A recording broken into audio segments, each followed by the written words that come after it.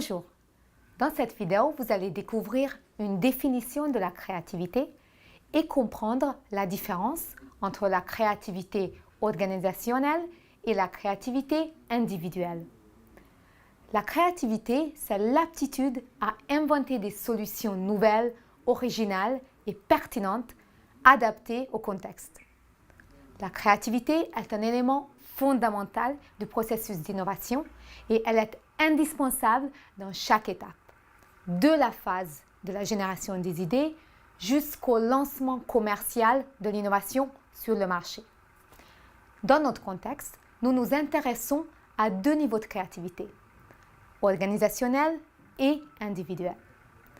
Au niveau organisationnel, la créativité renvoie tout particulièrement à la mise en place par les organisations, des entreprises, des collectivités, d'un environnement favorable à la créativité et à l'innovation.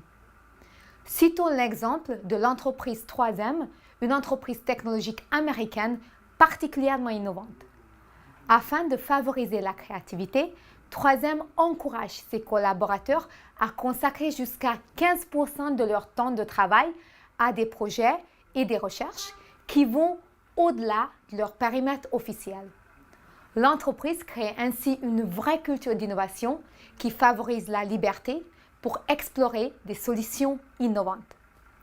Cette pratique a notamment permis la création de certains produits que vous utilisez régulièrement, tels que le scotch ou les post-it notes. La créativité individuelle, quant à elle, renvoie à la capacité de chacun à proposer des résultats nouveaux à une problématique. S'il existe des personnes dotées d'une créativité exceptionnelle, comme par exemple certains artistes ou designers, la créativité de chacun peut être développée.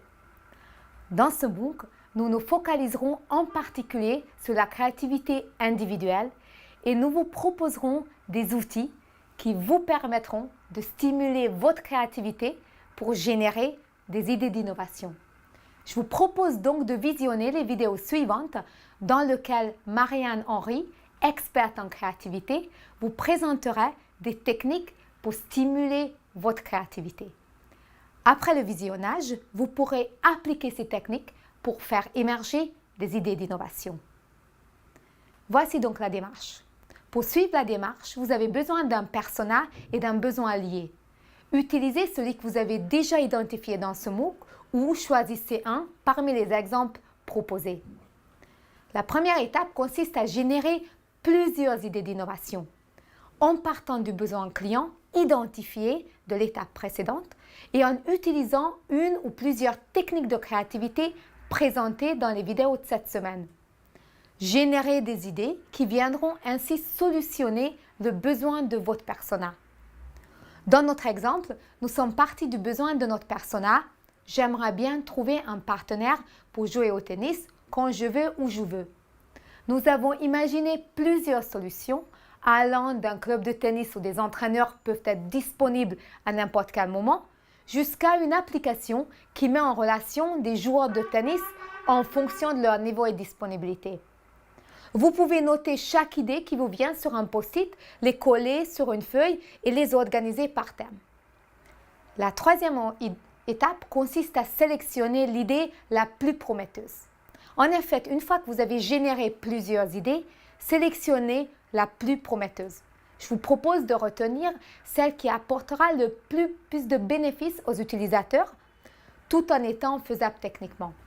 C'est un choix subjectif dans notre cas, mais bien évidemment, les entreprises utilisent des critères bien définis. La troisième étape consiste à décrire l'idée d'innovation en une phrase.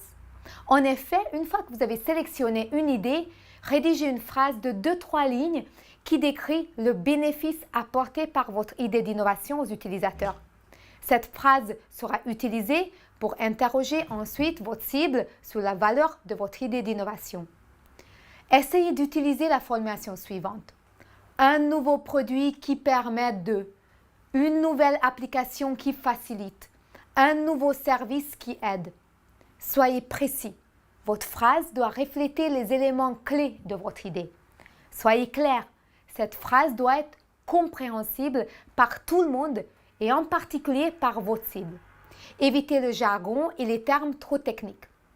Dans notre exemple, par exemple, nous avons choisi une application smartphone qui permet de mettre en relation des personnes qui ont envie de jouer au tennis, tenant compte de leurs souhaits en termes de créneaux horaires, lieux et classement.